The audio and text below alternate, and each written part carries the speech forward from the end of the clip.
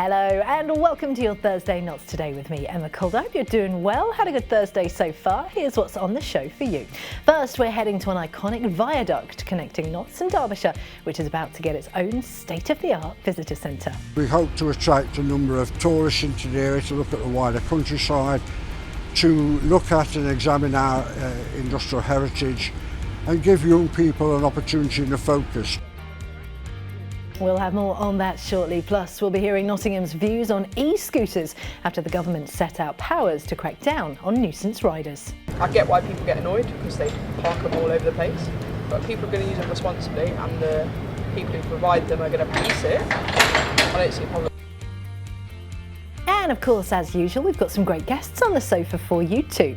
And that includes the organisers of the Notts Rap Show, which returns to the city for its third instalment after 2 long years. We'll hear all about that just in a few minutes.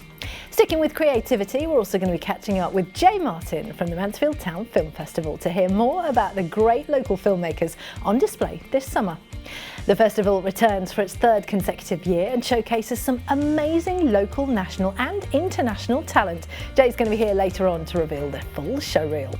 And sticking with Mansfield, in sport we're going to be hearing from the second summer signing for the Stags as midfielder Regan Henry signs on at Field Mill. It's been in the offing for a wee while, to be honest. I think the manager had interest some time ago and then I met with him towards the end of last season.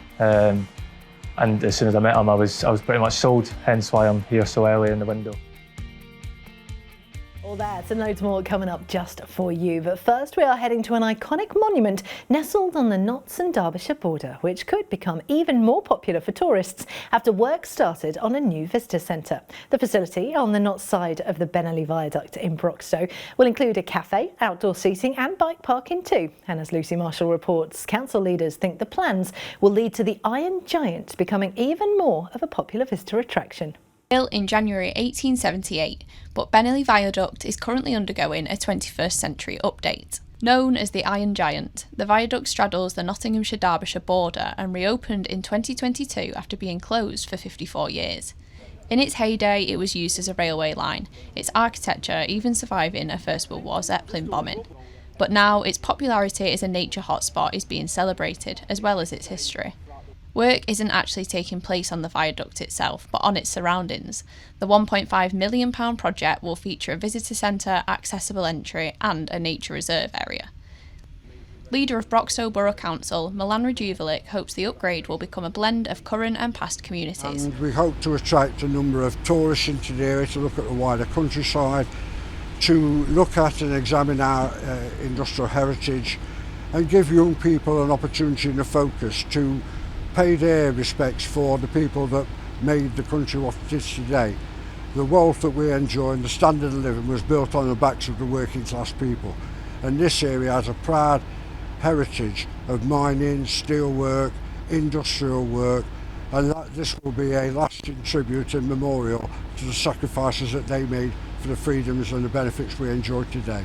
The project has been funded by the Kimberley Means Business Fund, a pot of government levelling up cash. And Nick Tooley, Chair of Trustees at Friends of Beny Vioaduct, believes the project is a vital chance to give back to the Broxtowe community. And it always has been a community project. This viaduct spans Nottinghamshire and Derbyshire, and it's used by the locals, by the local public, to either they go cycling, they'll walk with dogs. It's lovely views on the top. The engineering element is of great interest to some people. What I'd really just like to say to people is bear with us. This project has lasted longer than it should have. There have been some technical issues that we're hopefully getting around now. We think we're on the final run and we do desperately hope that we'll have it open with the help of Broxtowe Borough Council this October. Although there's still a long way to go, for now the site is on track to open to visitors in October. Lucy Marshall for Notts TV.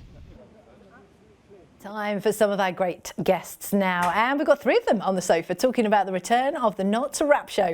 It's been 2 years since the first event kicked off in the city, but this year it's the biggest yet, looking to kick off the summer with a heatwave of the best bars, bass and raw energy from local artists, all under one roof. And here to tell us all about it are organisers and artist Daniel Ridgely, Elms XIX and Morgs. Welcome to the show. honestly, this is literally the coolest sofa we've ever had. What can you tell us about the Knots Rap Show? What's it all about? So basically, it was an idea that I birthed a few years ago. Obviously, being a rap artist, I noticed that there wasn't a platform, or there wasn't like a regular thing for artists like myself to express themselves and put themselves out there. So basically, it's a live showcase of like the best emerging artists in Nottingham.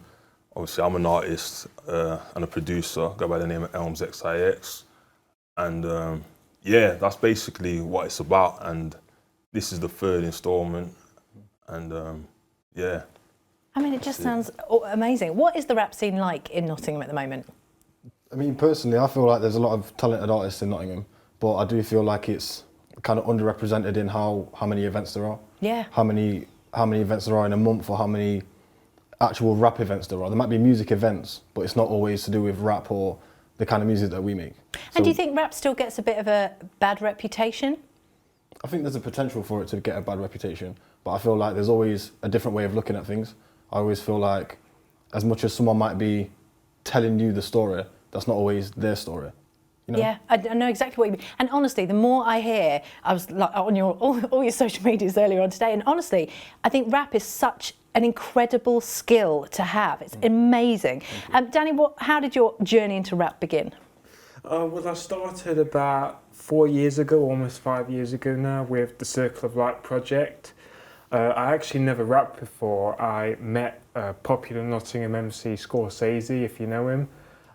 He started teaching me how to rap. I then got into doing performances. We started writing a couple of songs together, started releasing music from there, and since then I went from like sort of the modern trap music to more old school hip hop and getting big in on that, and it's been a magical journey ever since. I love that. So if people are coming along to the show, what can they expect?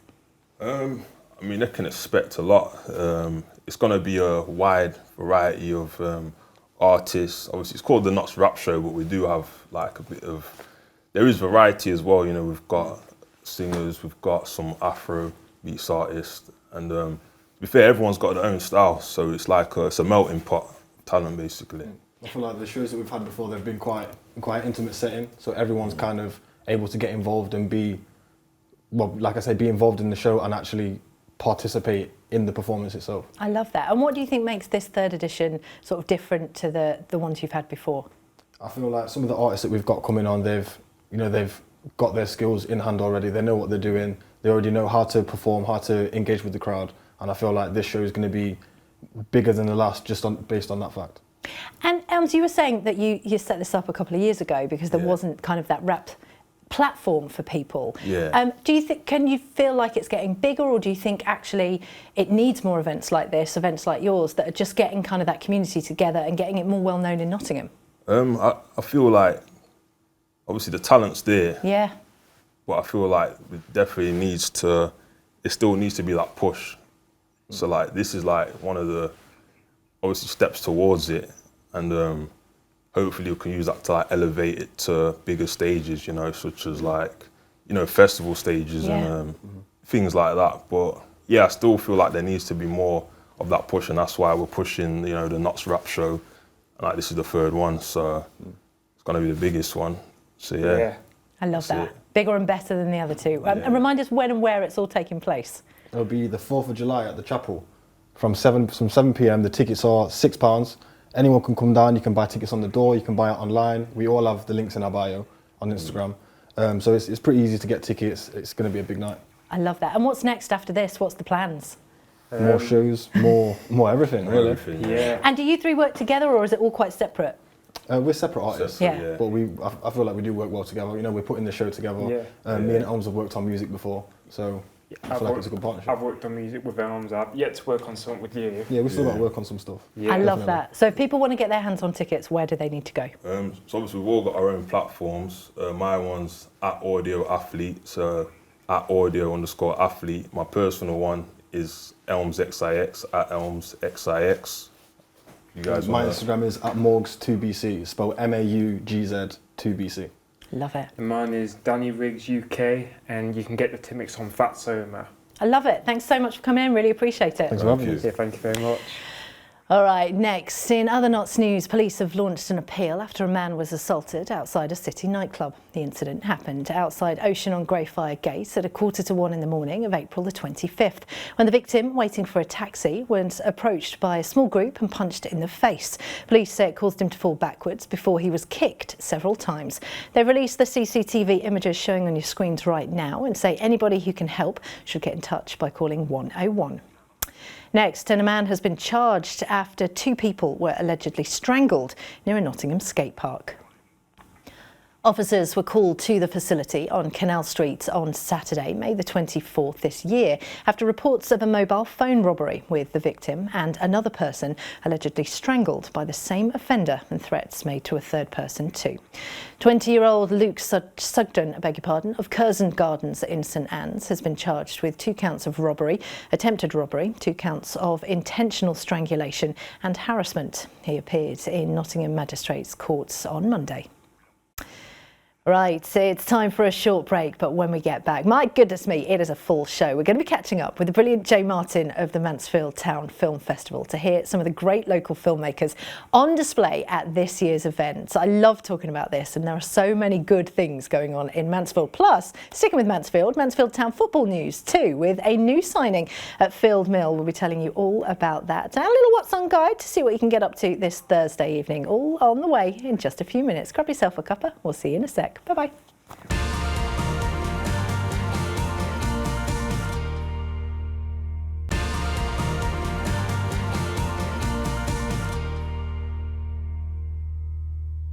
Hello and welcome back to Thursday's show with me, Emma Calder. Thank you so much for joining us today. Here's what's happening in Notts today. First, in the resignation of a newly elected Reform councillor in Newark could cost taxpayers there nearly as much as £25,000. Desmond Clark resigned from his Newark West seat earlier this month, just a week after being elected into Nottinghamshire County Council as a Reform candidate. A by-election in the division is due to be held over the coming months, which will be organised by Newark and Sherwood District Council. And a spokesperson said the local poll will be between £20,000 and £25,000 to hold. Next, more than 200 knives were handed into Nottinghamshire Police as part of last week's knife amnesty operation. A total of 222 blades were left in amnesty bins across 5 stations, including machetes, samurai swords, flick knives and kitchen blades. And Nottinghamshire Police say that, alongside the amnesty bins, knife sweeps in parks and other county hotspots also took place, alongside a metal-detecting knife arch being set up in Mansfield. It was all part of Operation Sceptre, which aims to tackle county-wide knife crime.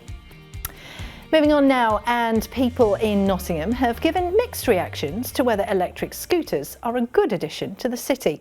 This is after the government set out new powers to crack down on illegal and nuisance riders.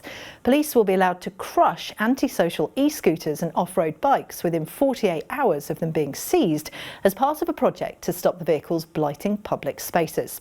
But here in Nottingham, the ongoing council-led e-scooter project is leading to a mixed reaction, with people asking for more policing of the vehicles here in the city.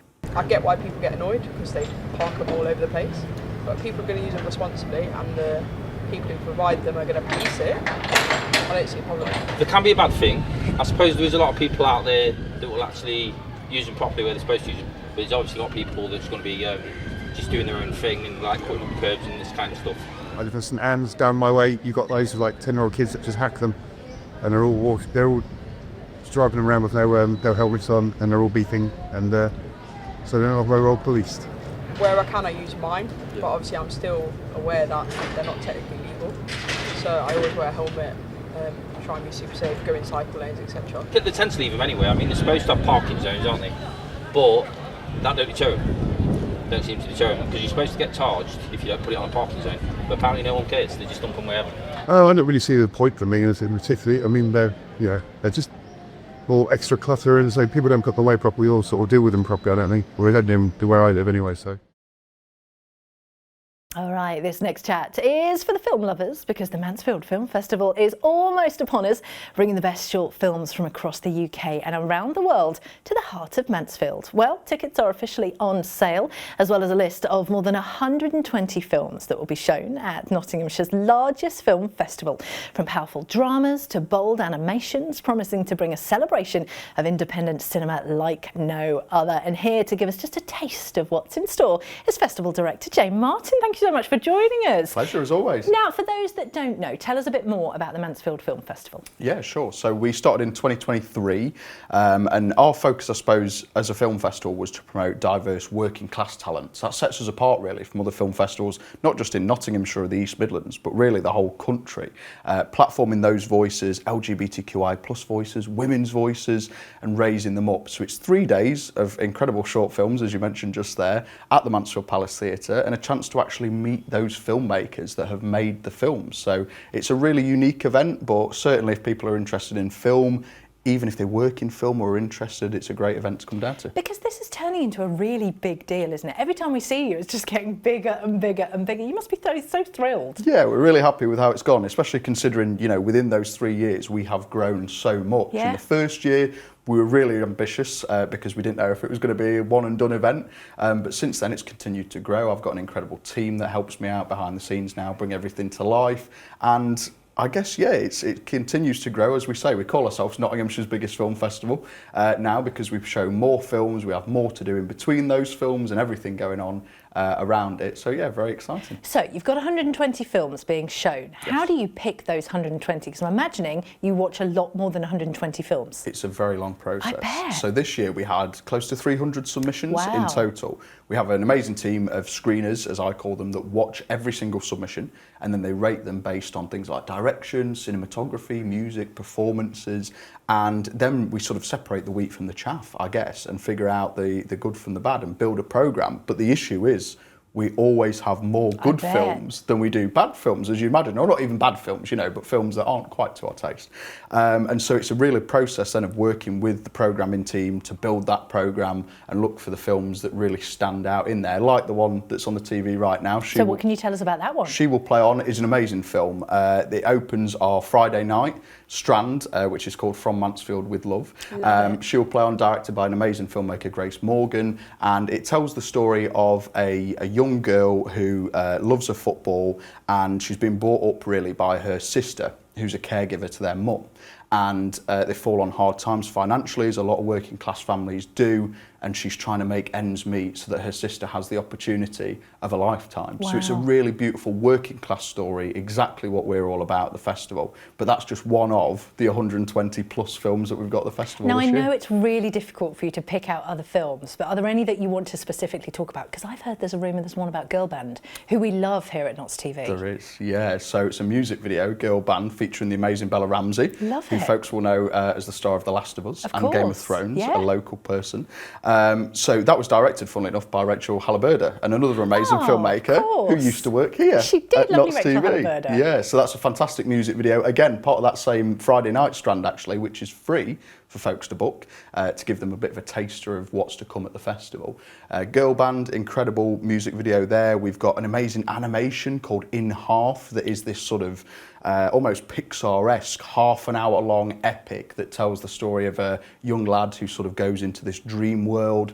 There's some incredible films, Emma, honestly. Some of them we watch and we're just blown away that they have chosen, those filmmakers, to give those films to us to show. Yeah. Really, really beautiful, but there's lots of ups and downs, lots of happiness and sadness and everything in between. So I know that community is really important in Mansfield. So is this film festival for people in Mansfield to go and watch these films, or is it for people who are involved in films, or just anybody who loves films? It's for everybody, truly. So we tried to make the festival as accessible as possible, because a lot of film festivals you go to and you can feel quite out of your depth if you're not a filmmaker or not in the industry. For us, we try to keep it as accessible as possible. Anyone can come along, and it's just £4 to book each session. That's so good. So you can come along, it's really affordable, you can sort of build your weekend how you want it. Come along, see some amazing films, and there's no sort of pressure there from us. You can meet those filmmakers, take part in some of the breakout and extracurricular sessions that we have.